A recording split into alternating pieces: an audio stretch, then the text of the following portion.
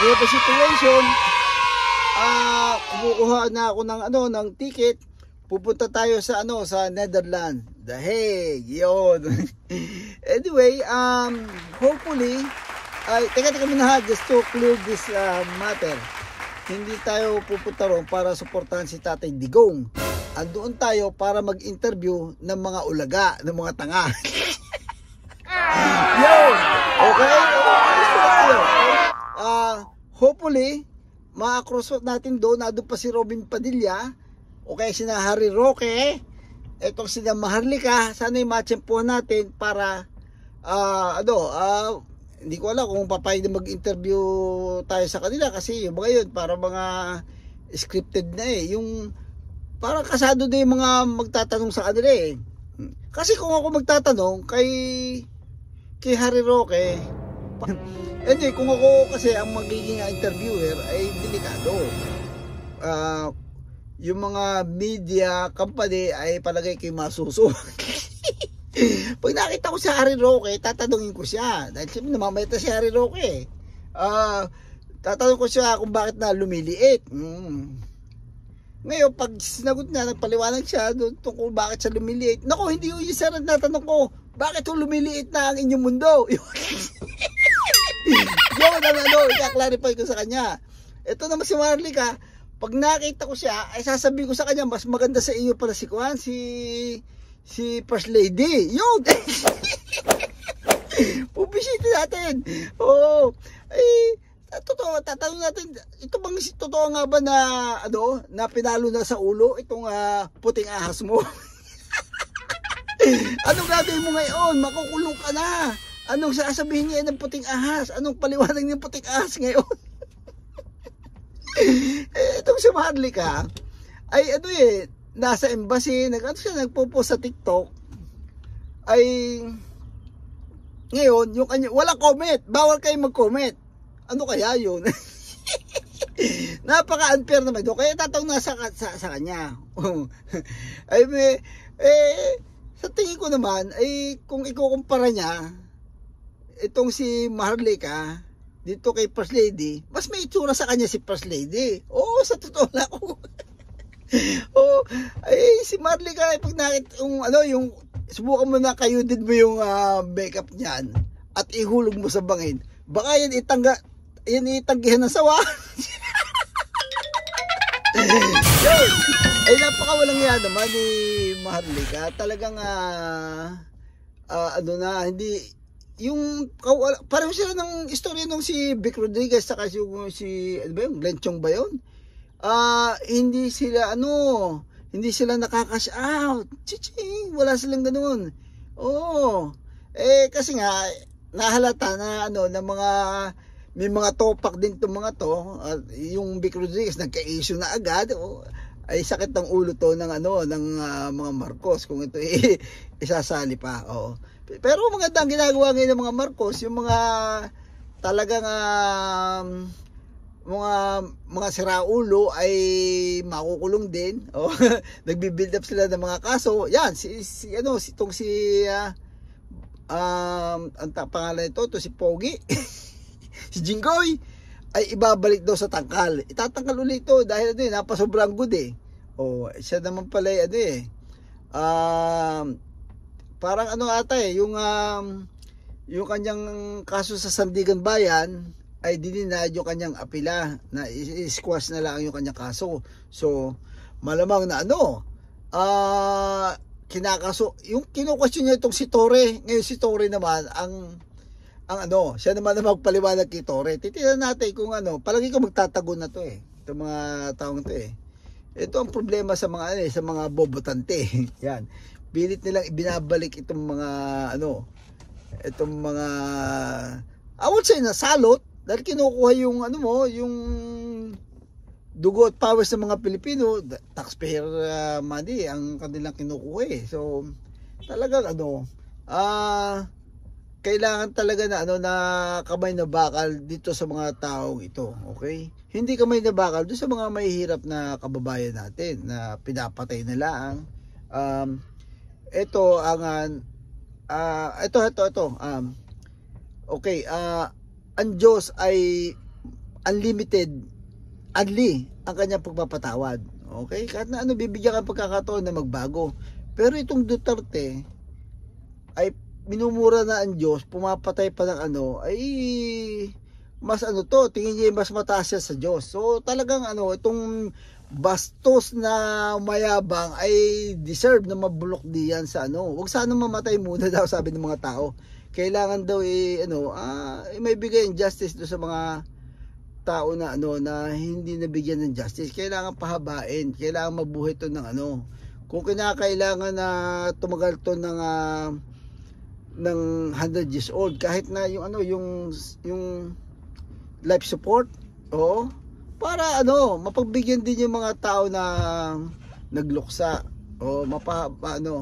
makakuha din ng justice. Yun ang ano, nagbabasa ako ng mga ano ng mga hinaing nila.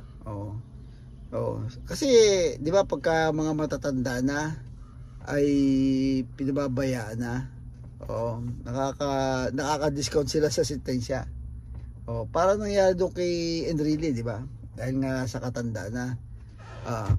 Pero hopefully na ano, na iba ang batas sa ICC at sa versus Pilipinas. Okay? So anyway, mahabang usapin ito eh.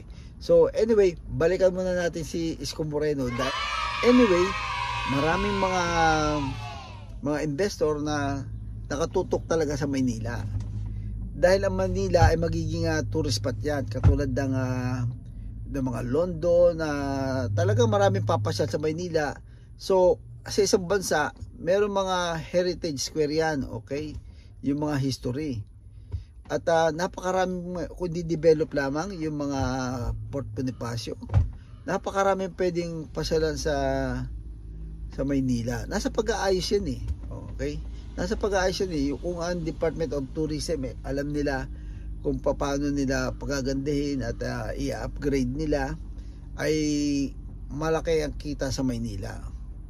At magiging ang mga hotel diyan. Siyempre, kung mamasyal ka, pipiliin mo yung kaya magiging ginto ang lupa sa Maynila.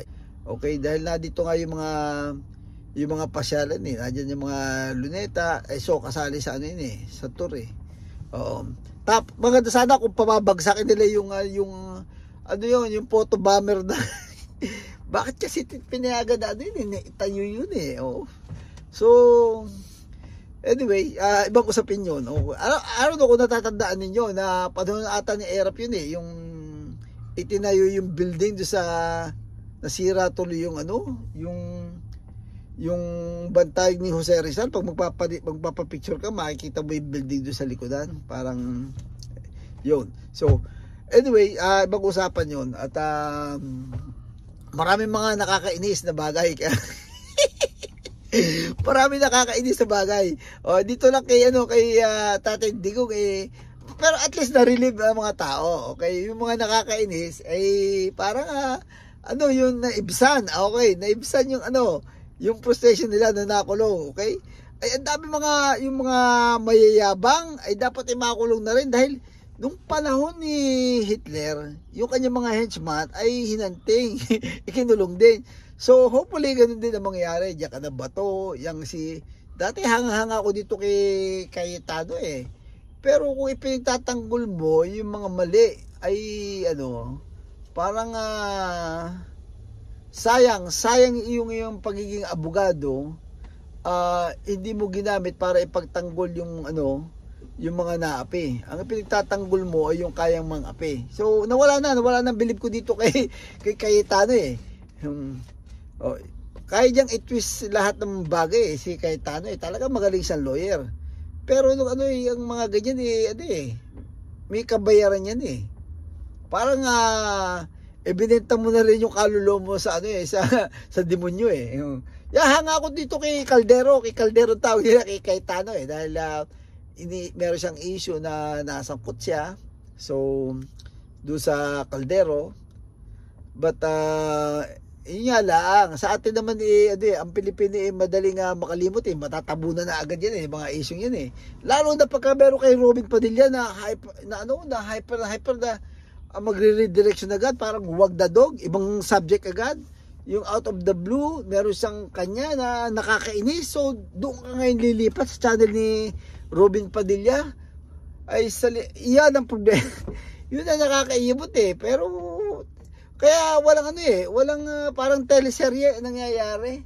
So, lahat naman ng ginagawa ni Robin Padilla ay hindi mo man i-expect sa mga tao na hindi nag-aral at walang alam. What do you expect? Mga bobotante. Oo. Magsalita lang si Robin Padilla na hindi ako aalis dito sa ni Tati Digong. Palakpakan yan. Palakpakan yung mga bobotante. Ngayon pag kami mga inaakusa ng mga korupsyon ay judge siya, hindi na niya titingnan. Ganun kakapal, ganun siya kakapal. Ibinoto siya para maging husgado, para i-assess, i-evaluate niya kung may kaso nga hindi. Kaya siya nalali dahil doon sa ganung hindi ata niya alam ang trabaho ng ng senator So ang gagawin ni Robin Padilla ay magsaside na agad siya. So yun ang yun ang napapala ng mga bobotante. So hopefully panalangin niyo na makakrus ko itong mga paborito ninyong DDS at i-interviewin natin. Or maglalagay tayo ng booby trap. Alright. Okay, teka, magkakape muna tayo, okay? Basta may tiyempo ako magbablog at makikipagkape tayo dito sa mga itong mga kaibigan natin, mga kapamilya natin dito ng subscriber. Maliit lang tayo 9,000 lang pero okay na yun. Basta masaya tayo dito. Alright, so I'll see you with my next vlog. Peace out.